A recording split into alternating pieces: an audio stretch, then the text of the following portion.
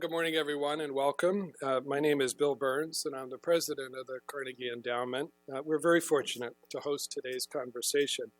I'd be hard-pressed to think of a more thoughtful combination of U.S. foreign policy analysts and protagonists. I'd be hard-pressed to think of a group with a more nuanced and granular understanding of how foreign policy has evolved under President Obama. And I'd be especially hard-pressed to come up with a group that is as insightful as this one about the Obama administration's approach to the Asia-Pacific, a region that, as all of you know, is increasingly central for global politics and for American foreign policy.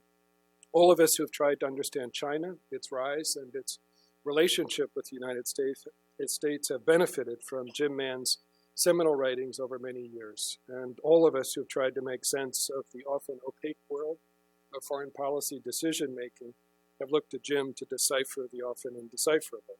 I've admired Jim's work for many years, and we're very lucky to have him here to moderate today's conversation. I've known Derek Chollet since he was an intern on Secretary Baker's policy planning staff, and it was clear then, and it's even clearer now, that he's one of the most talented foreign policy analysts and practitioners of his generation. And he also happens to be one of the most decent and thoughtful people you'll ever meet in Washington, a town in which those two qualities can often seem in short supply. Derek's intimate knowledge of diplomatic history and insights from senior jobs in the Obama administration, State Department, the White House, and the Pentagon come together in his eloquent and provocative book on President Obama's foreign policy, The Long Game. Like Derek, Kurt Campbell is someone who needs very little introduction. And like Derek, Kurt is someone whose professional skills I greatly admire and whose friendship I also greatly value. More than anyone else, Kurt provided the conceptual framework, the energy, and the shoe leather diplomacy for President Obama's policy in the Asia-Pacific. With his own bottomless creativity and imagination, Kurt played an indispensable role in helping define America's role as a Pacific power in this new Pacific century, all of which he demonstrates vividly in his terrific new book, The Pivot. Since Derek and Kurt would never shamelessly self-promote their new books, I hope you'll allow me to do so.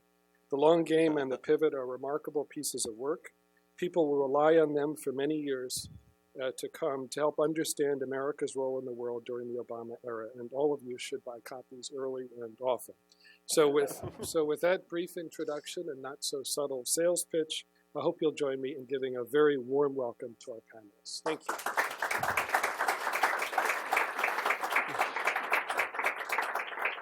Thank you, Bill. And before I forget, at the end, I will say in furtherance of the book promotion that the books will be on sale immediately afterwards with the authors signing them outside.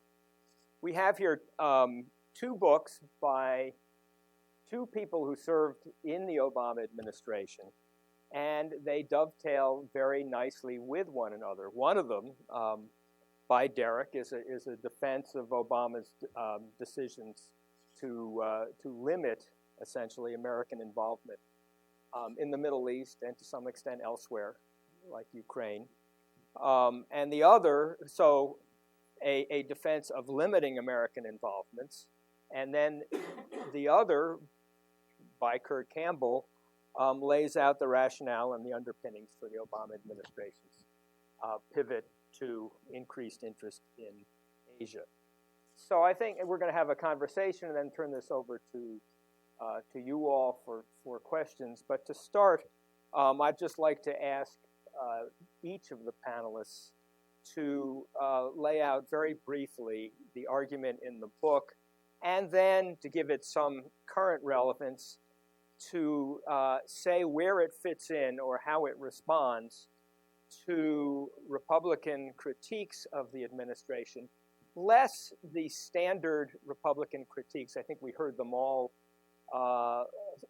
We heard them last night in the form that they have come up since the 50s. The Democrats are weak on defense, a very broad critique, but much more for the Trump modifications of Republican critiques, which would be that the United States needs to ask its allies to do more, pay more, and the Trump modifications on trade. So with that, let me ask Derek to start.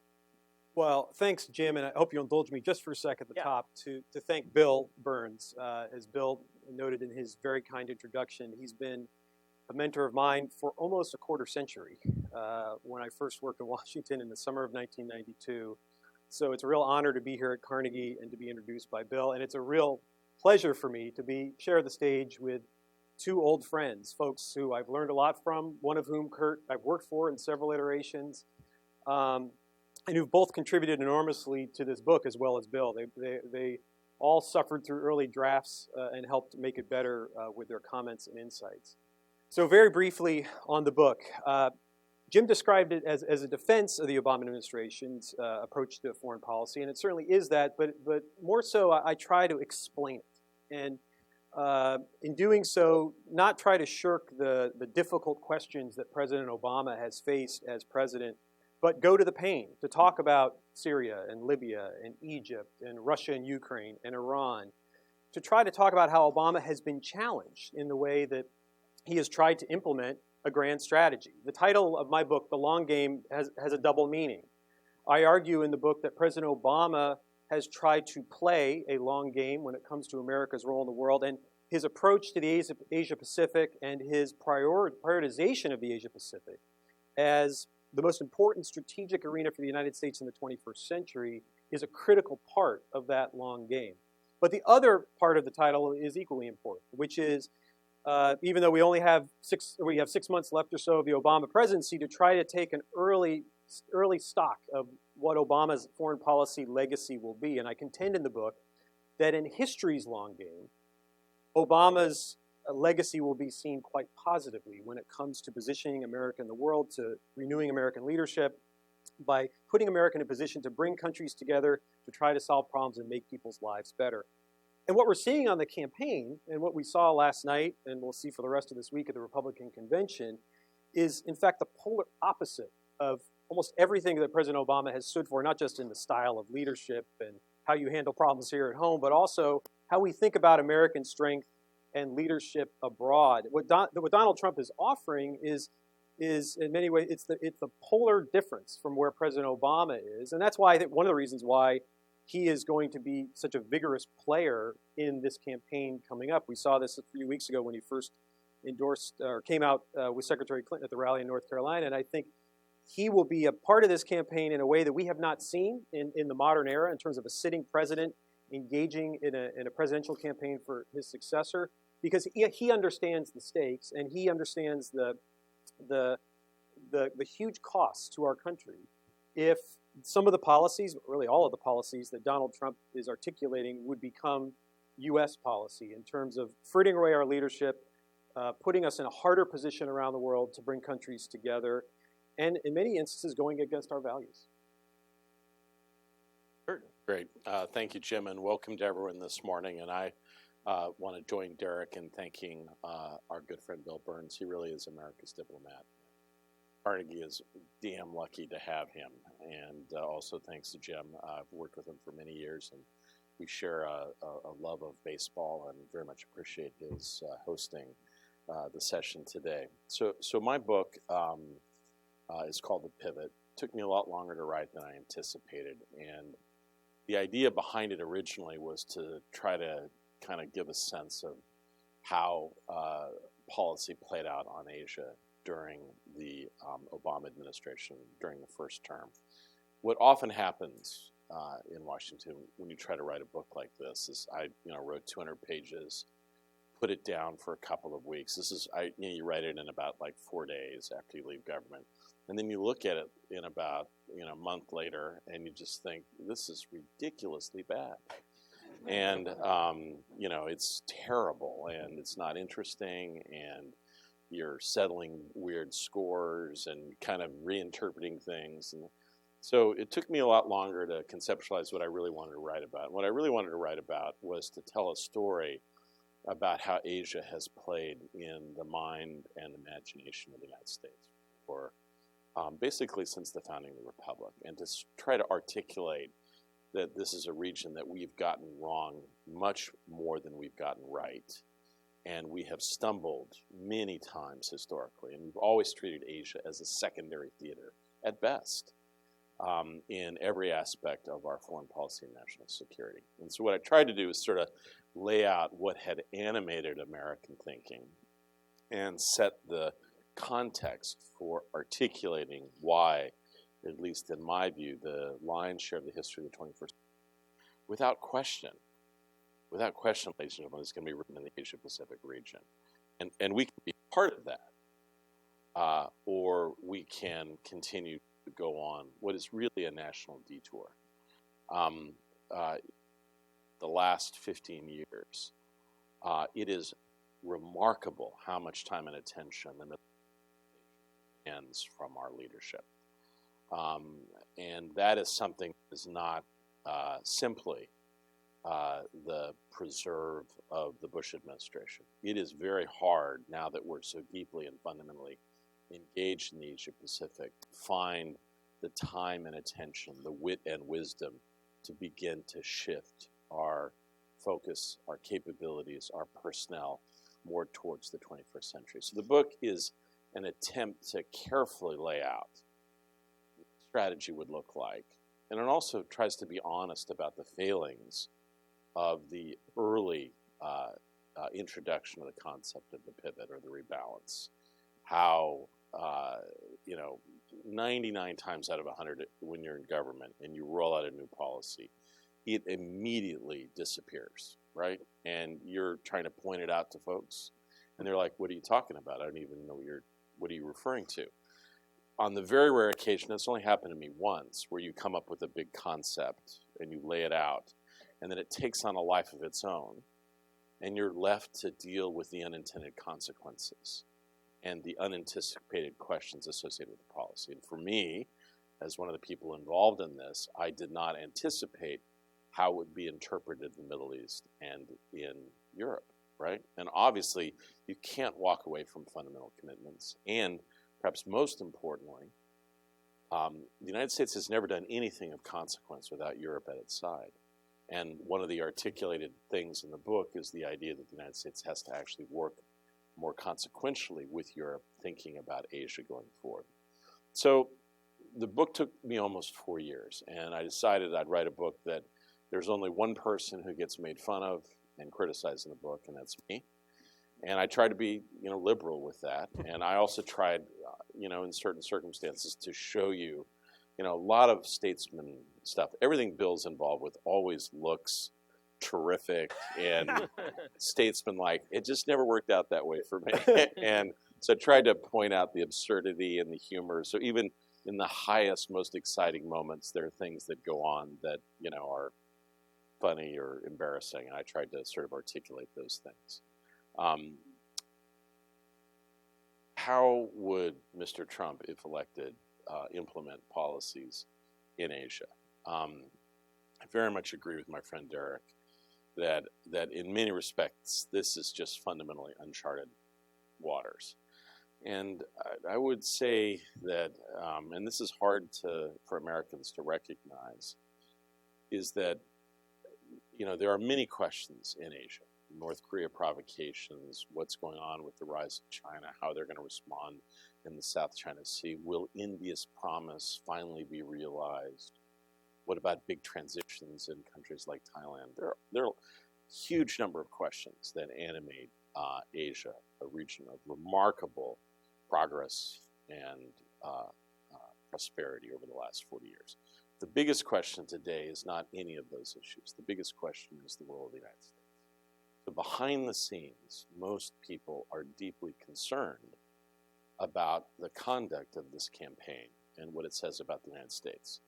So I think it's possible that, if the campaign goes, at least from my perspective, the right way, that's a good sign. But at the same time, I think we all have to understand that the fundamental questions that have been raised are still going to be there. And they have to do with the foundational aspects of American power. Are Americans still committed to playing this role that's forward deployed, that's engaged, that's open, that's optimistic, that's committed to our security partners, that's committed to our alliances, to nonproliferation, just go across the board? And I think most serious scholars and statesmen in Asia have larger questions today than they've had probably at any time since the end of the Vietnam War. So it's that substantial, and it's that concerning. And I find myself in conversations with friends. We just had a very prominent group of Australians in Washington last week. The irony is that this dynamic that we're experiencing in the United States is not unique to the United States. It's well understood. We're seeing it in places in Europe, but it's also playing out in areas in Asia. And I think one of the big concerns is not just what it means if the United States went in this direction for the U.S. role, but how does the echo effect influence domestic politics in many of these countries in Asia? So I really do think this is one of those tipping point periods in history. I do think sustaining American purpose and engagement in Asia will be critical, and I believe that deeper engagement of the United States in Asia will be a critical dimension of American prosperity and forward progress going forward. Thanks, Jim. Thanks, Kurt. This follows directly from that. I'm going to ask some specific questions now. When you start writing a book, if it's about a modern subject, events keep on unfolding. Yeah. It's fair to say that when you started this book, you didn't imagine that the Republicans would come up with a candidate who attacks trade as one of his main issues, and also that the Democratic nominee would not endorse the Trans-Pacific Partnership. So, since you've written about the pivot, the question jumps out: what would remain of the pivot if there is no TPP? What would be left besides the military dimension? And how can TPP get enacted if it's gotten such little support in the presidential campaign? I try in the book, as I lay out kind of a game plan about what a future president would do, or presidents, over a sustained period in Asia. But I also, in the following chapter, describe the risks to the pivot, whether it's inattention or preoccupation or a declining base of domestic support. A number of these issues are gone through in great detail. I would say I believe that the critique leveled against TPP and trade from Mr. Trump and Secretary Clinton is really quite substantially different. I think what Trump is arguing is that all trade, and really the manner in which we've engaged, is antithetical to American interests. Very little about technological progress, nothing really about worker retraining, nothing that would suggest that he has any interest in sustaining the kind of global interdependence that we've seen over the course of decades. I think Secretary Clinton's critique is more about certain specific aspects of TPP, which she believes can be improved over time. Now, my position's a little bit different, but she's the one that's running for president. I'm the one who's an out-of-work guy sitting before you, not out of work so much, but, who's written a book. But I do believe some form of commercial engagement that's embodied in the TPP is going to be central for American engagement going forward. And I think most countries in Asia believe that to be true as well. So it's a very difficult, we're in a very difficult period right now in which I think the biggest anxiety is the trade pattern that we have known for decades has been internationalist Democrats have basically sided with the entirety of the Republican Party to go through with trade agreements. I think that alliance is now fundamentally broken. And I think it's going to be difficult to put back together again. And I wouldn't be surprised in 4 or 5 years that one of the base elements within the Republican Party has reformed to question trade in all its forms more generally. And so that leads us with a situation where does sort of the internationalist dimensions of the Republican and the Democratic Party go over time. And I think, frankly, how this election plays out will say a lot about how those formations that are bipartisan, that across the political aisle, that have been sustaining over, decades, can or will be enacted going forward.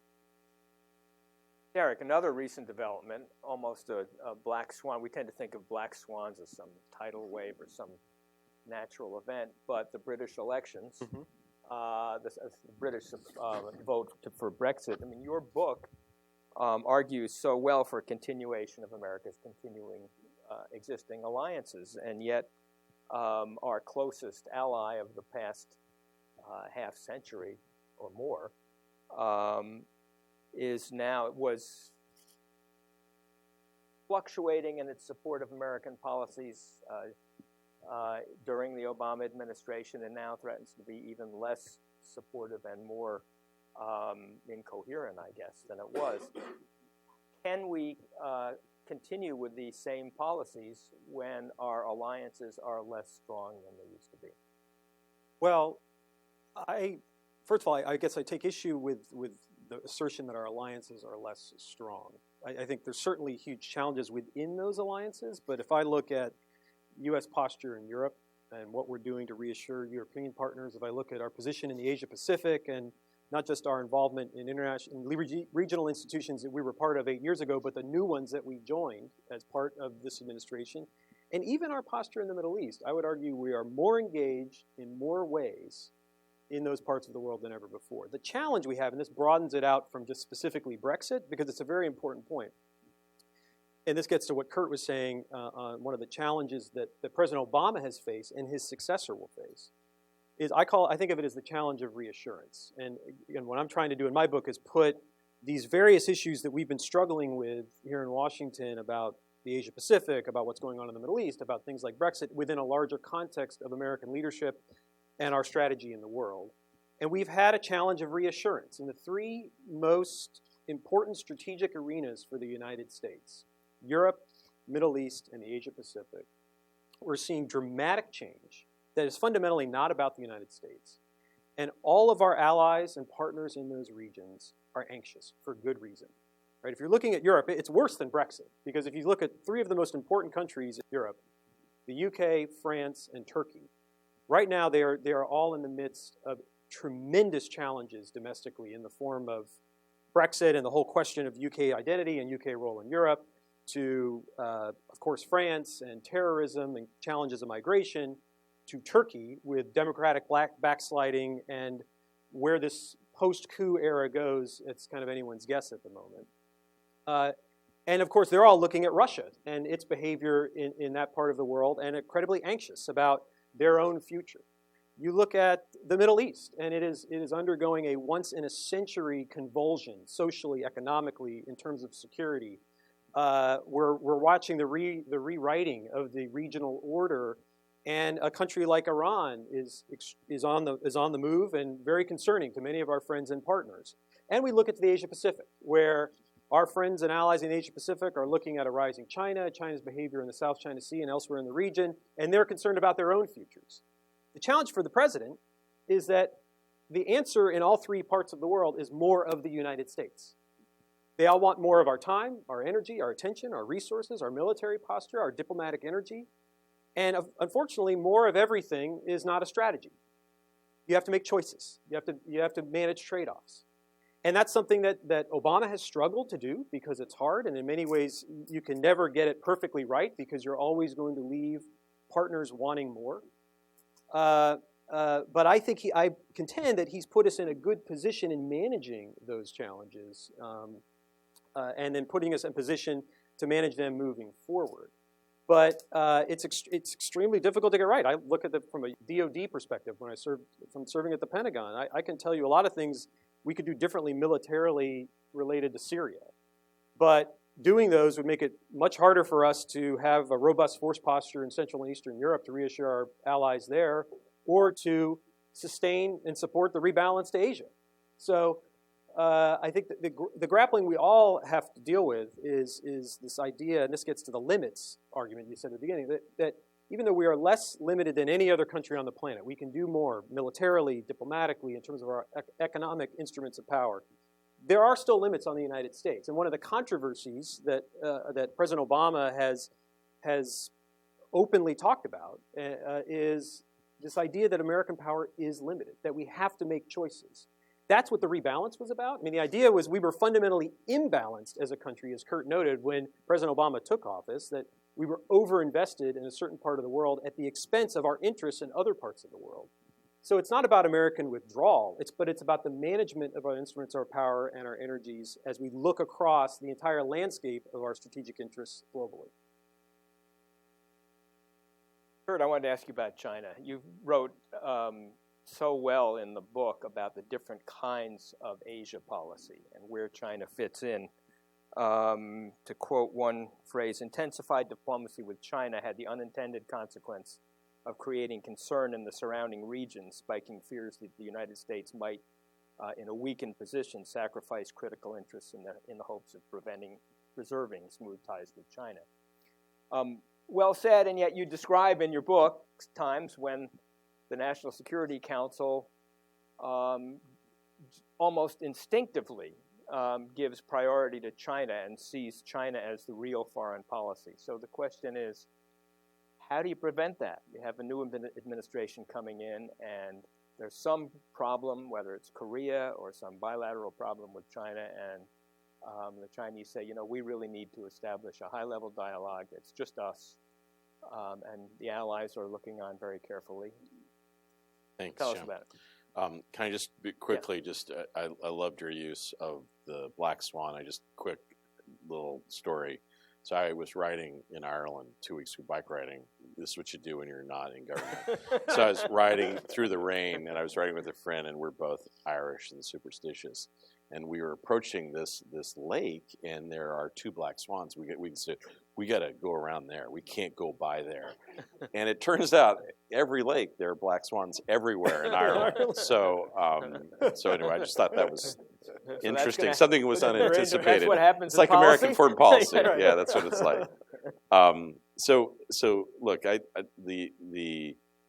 what I tried to argue in the book are a couple of central themes. One is we've not fully understood our history and some of the mistakes that we have tended to make to save 1 million souls or to sell 1 billion shirts or whatever.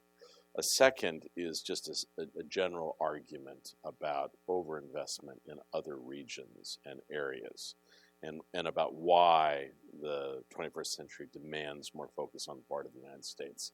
And that what passed for effective, sustaining leadership 10 or 15 years ago will not cut it right now. We just have to step up our game very substantially to just stay in the game. And then the third argument is really about strategy and how to think about strategy in Asia. And I tried to articulate what I thought were schools of thought, sort of strategic schools within the Asianist community. And it's a pretty small group of people, and it's generally collegial.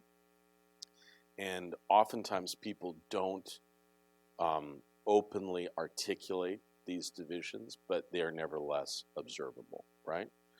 The proudest tradition, or the longest in American foreign policy making in Asia, at least over the last 40 years, is really, at the core of it, is the idea of China at the center, right?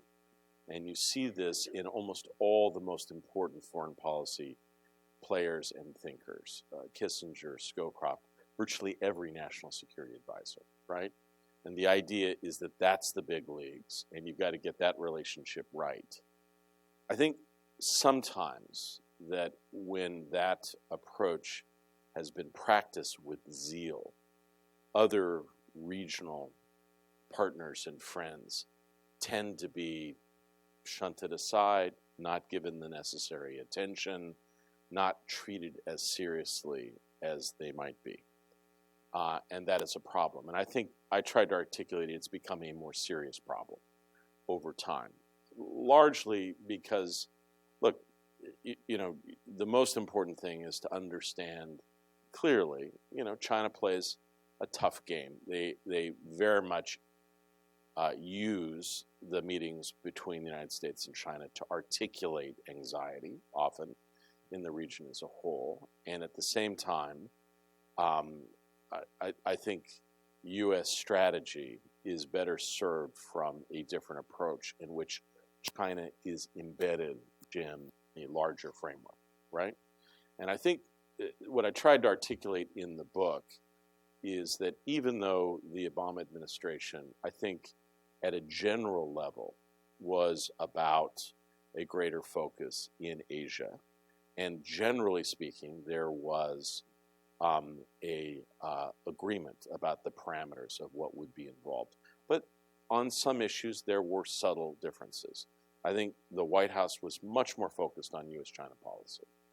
And I think Clinton was much more about a regional focus, which includes China, but also understands and appreciates the deeper strategic engagement with our allies, with rising states, bringing in partners like India is important to American strategic purpose. So what I tried to articulate, Jim, is why an embedding strategy in an environment where we are seeking to sustain what might be described as the operating system of Asia, right? Its mechanisms, freedom of navigation, the shared prosperity, peaceful resolution of disputes.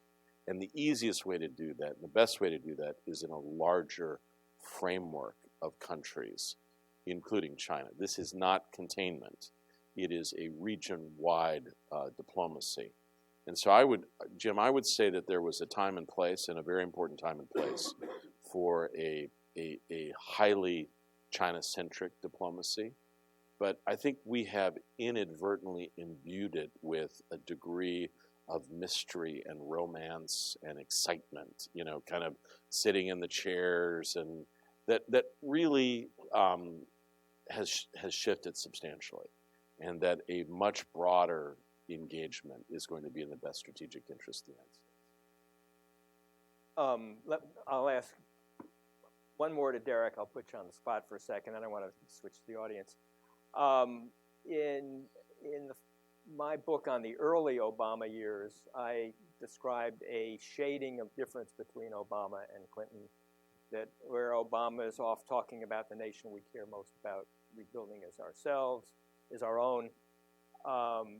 Clinton is responding by talking about the United States as the indispensable nation. And in fact, in later years, you have one journalist and author, Mark Landler, doing a whole book on the differences between Obama and Clinton. So the question is, where are we now in the next administration? Do we get a return to an emphasis on the indispensable nation and a de-emphasis on the limits of American power? Well, first, just very quickly on China, just one comment I'd like to make, because I think this helps, in my view, reinforce the argument that I'm making in the book, which is, we think back to 8 years ago and the discussion we would be having in a room like this about U.S.-China relations. It would be about China's eating our lunch, right? It would be about China's surging in the world. Arguably, in my view, no country benefited more from the policies of the 2000s than China. We had to push back within the Obama administration about the argument that we desire to have a G2 in the world. That's less of the conversation now, and in part it's because of what's happened within China, in part it's because of what Kurt and Secretary Clinton and President Obama did in terms of strengthening the relationship with our key partners in the region and engaging in regional institutions. Partly it's about American renewal at home and getting our economy back in order and getting American strength back. But I think that's an important sort of frame we all have to use. There's no question there's still challenges with China going forward, and this is going to be a tough relationship to manage. But I feel we're in a better position today to manage it than we were 8 years ago. That's on China. On Obama and Clinton, and I talk in my book about an episode you write about as well, that was back in 2010 when President Obama was giving a speech that was mainly about the withdrawal of U.S. troops from Iraq and laying out that timeline. And Secretary Clinton then sort of responded to that speech concerned that it was too negative. It was too kind of woe is us, kind of not defeatist, that's a little too strong, but there was a sense that America couldn't go do great things, right? And so she, 10 days later, gave a speech at the Council on Foreign Relations that articulated the indispensable nation idea. She called it a new American moment, and it was kind of a call to arms to say, this is our time. If you look at the way the world's changing, with the right kind of leadership, we can actually take advantage of those changes better than anyone else, and we're in a better position to lead than anyone else. And I think that was a subtle contrast to the time. I'm struck that as Obama's presidency's moved on, or carried forward, he's articulating a very similar vision now. And if you go back and read his State of the Union address from last January, it was all about America's indispensability, American strength, and that this is our moment. That in fact, because of a lot of difficult decisions made over the last 8 years in renewing American power here at home and also repositioning us in the world, that we are better able to deal with the challenges of the 21st century than ever before. And actually what's standing in the way is ourselves. It's our own politics. And we're seeing that play out, going back to your first question about Trump, we're seeing that play out right now within the Republican Party, which has basically become a party of nullification and a party that has a casual relationship with the truth, right? I mean, we're seeing that play out right in front of our eyes. So, look, Mark's a good friend. I've talked to him a lot for his book, and often when he's reported on the administration. The subtitle of his book is the Twilight Struggle Over American Power. And I've said this to Mark, so this is not speaking out of school, but to me, the Twilight Struggle over American power is not between Hillary Clinton and Barack Obama, right? The story there is how well they work together as a team. When everyone in Washington was predicting it was going to be this titanic struggle relitigating the 2008 primary campaign inside the government, it never happened. I mean, my experience was how well it worked together and what a strong partnership they had. And sure, there are differences. We've talked about some of them already today. She's articulated some differences in terms of her approach to certain problems in the world. But what they share in terms of their belief in the United States, their belief in our position around the world, and the importance of our values and our leadership, it's 99.9% overlap. There are differences, but they are infinitesimal compared to the differences of the two of them versus their Republican opponent. Okay, time for questions from the audience. Do we have a roving microphone or? Yes, okay. Right back here. Yes, you. Thank you very much. Dong Huiyu with China Review News Agency of Hong Kong. The Republican platform that was announced yesterday did not attach importance on the Asia-Pacific alliance, including like Japan or South Korea, and did not talk about engagement with China. So how do you respond to that? Secondly, are you concerned that the new arbitration of the South China Sea has negative implication for the U.S. and Japan's claim in some features in the Pacific Ocean? Because according to the definition of the island and rock of this arbitration, maybe the U.S. and Japan cannot have the EEZ claim of some features. Thank you. Yeah.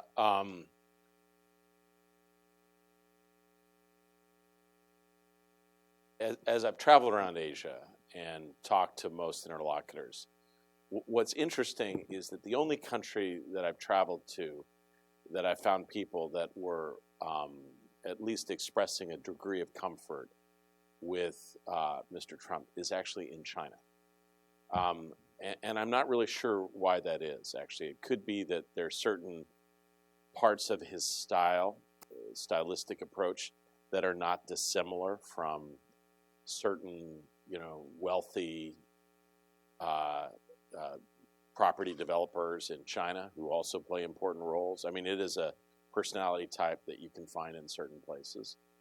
But at the same time, it's possible that I think Chinese interlocutors believe that they could cut a deal with him, so we'd have sort of Trump casinos all over the South China Sea or something.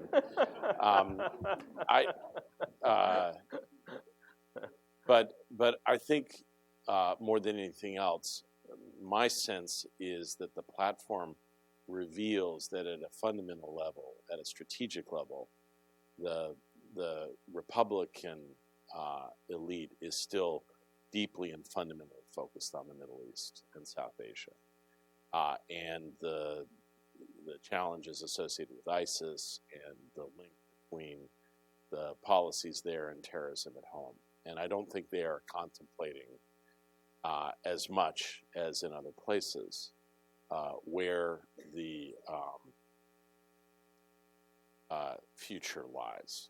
But beyond that, I mean, it's hard to really offer any kind of, as an outsider, a commentary, about what's going on in Cleveland. It really requires not so much political skills as sort of anthropological skills, right? And I mean that seriously. Actually, I'm not. That's not a. And I would also say that to those who believe that this finding of the court is somehow just aimed at China. In truth, there are numerous circumstances in which the court has had rulings historically that have gone against U.S. allies, or even in some circumstances, U.S. interests. And the key here is that one of the elements of this operating system is adherence to international law. I do think it's an irony, however, that we find ourselves in a situation that the United States, who has not ratified the law of the sea, is insisting that other countries follow it, while China, who is a proud signer, is saying, well, no, but we can't abide by this element. I'll just say one further point about this, if I can, as well. During one of our last attempts to get the law sea over the Senate line a few years ago, I was asked to go up and testify, and most of the critics made arguments from the right that were precisely the arguments that Chinese interlocutors are making, that there would be agreements that would potentially infringe on American sovereignty, and we would want to be able to pick and choose where, in fact, rulings should be followed or not. I would simply say I think the ruling speaks for itself, and it will be up to other countries whether or if to take cases specifically to The Hague for determination. Thanks, Kurt. See one here.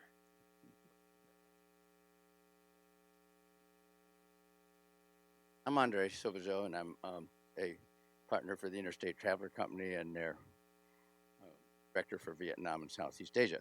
But just returned from Vietnam, and the person in the street, from the leadership to the street, is in total agreement with Derek's observation about the degree of cooperation between Obama and Hillary Clinton, and Hillary would have no problem if they could vote here. Now, my question is this. Question is on the Trans-Pacific Partnership. Would it be, the people who are opposing it the strongest never even mention how a Chinese mercantilist system in Asia would be better for the American worker than the TPP. So my question is, would it be feasible at this late date for the United States to ratify the 1982 UN Convention on the Law of the Sea? And then would that, if we could do that, would it give us a more muscular posture in trying to deal with China's use of violence to infringe on the exclusive economic zones of smaller countries? Derek, you want to?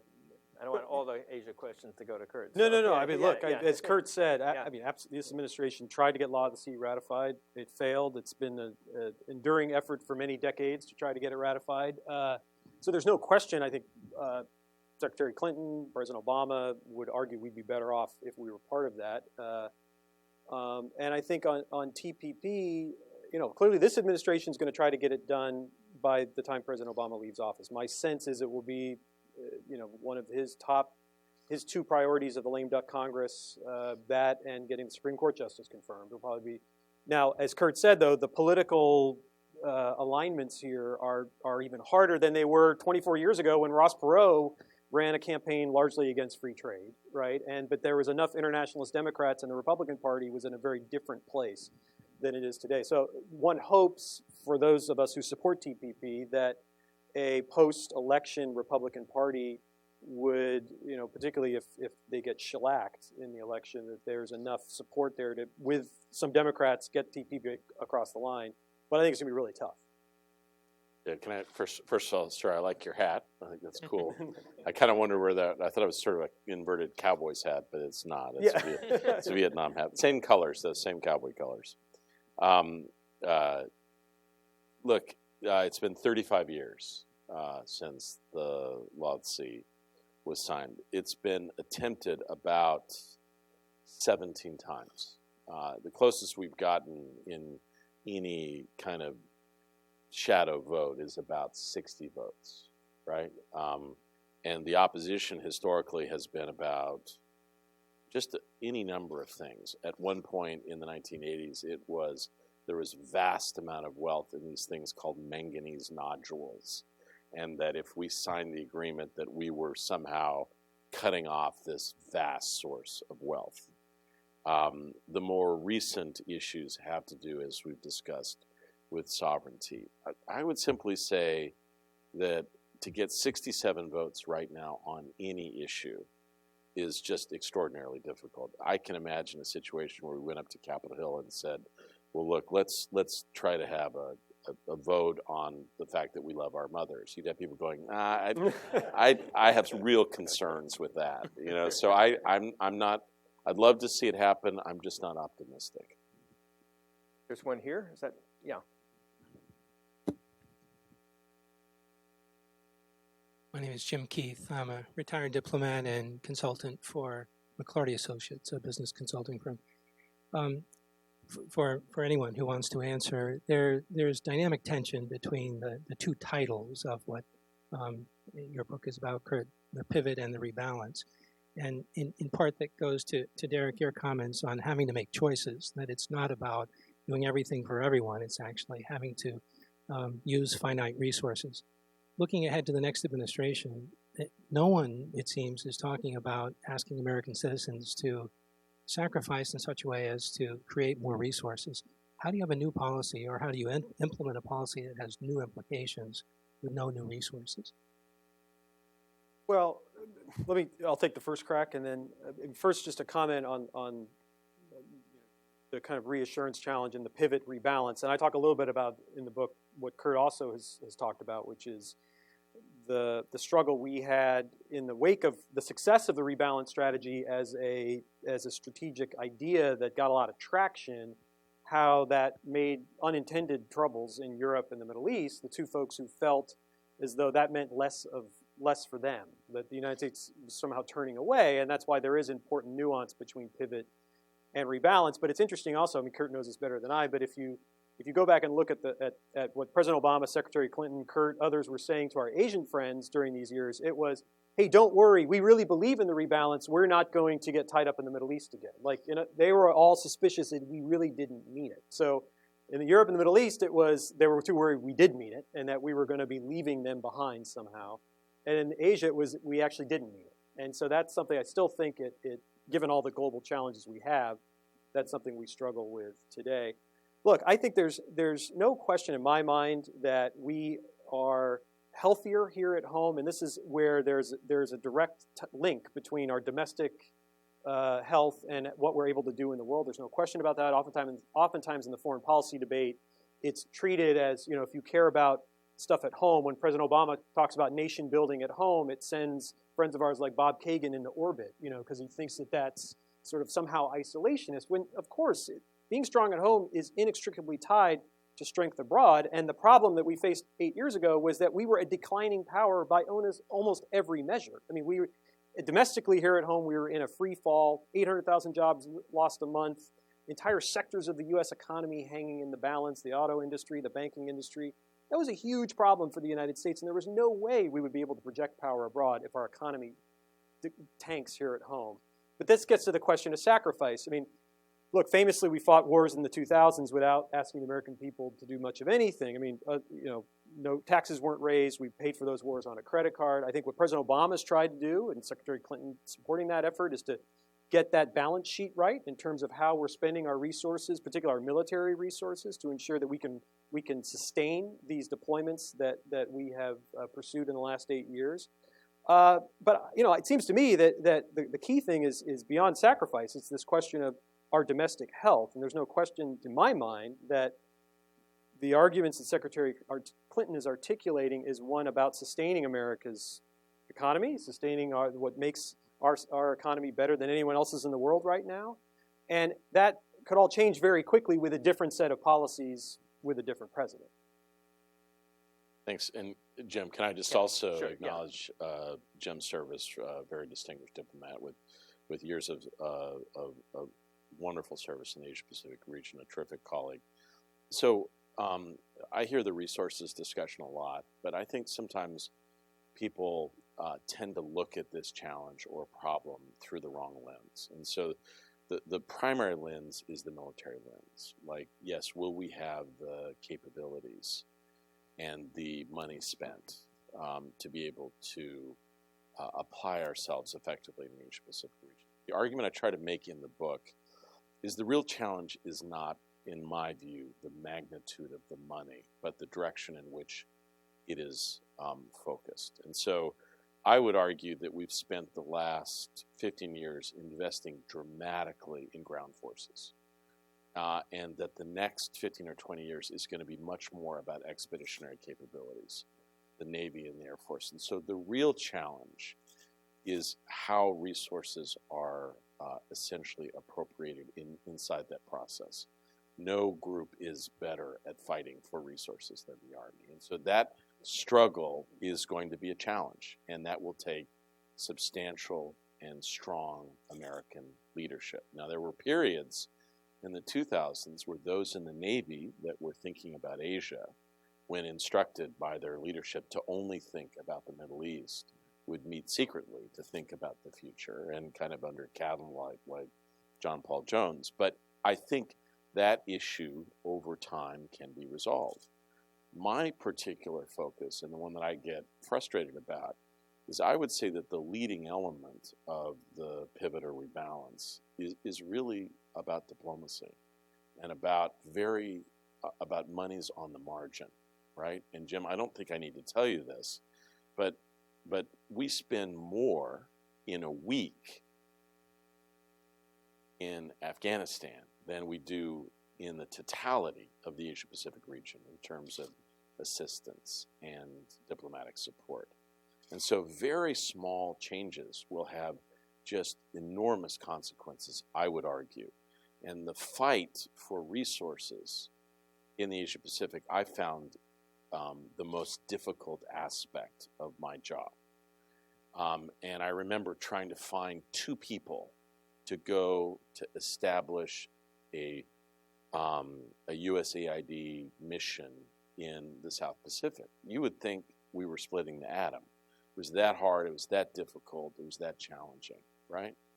And I would say just simply, for those who are in government, Bill understands this.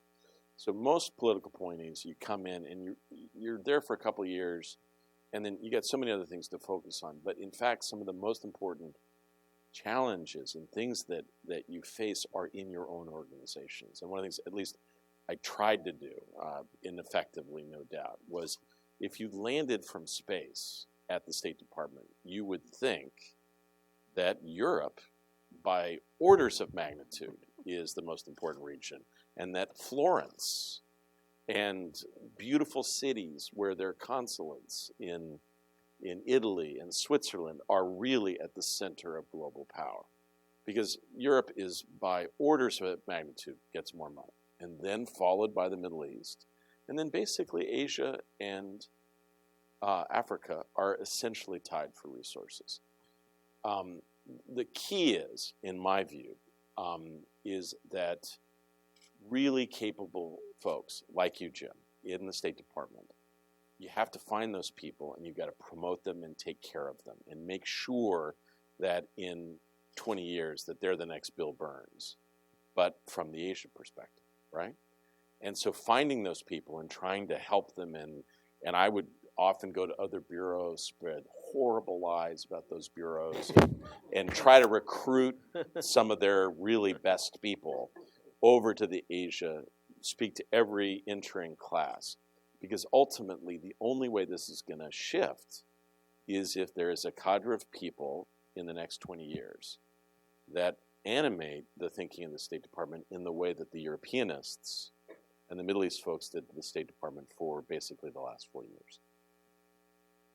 Thank you both. There are lots more questions, but we are out of time. So I will remind you again, the books are for sale. Thank you all for coming. Maybe you can ask some of the other questions as the authors are signing the books, but thanks again. Have a good day. Thank you.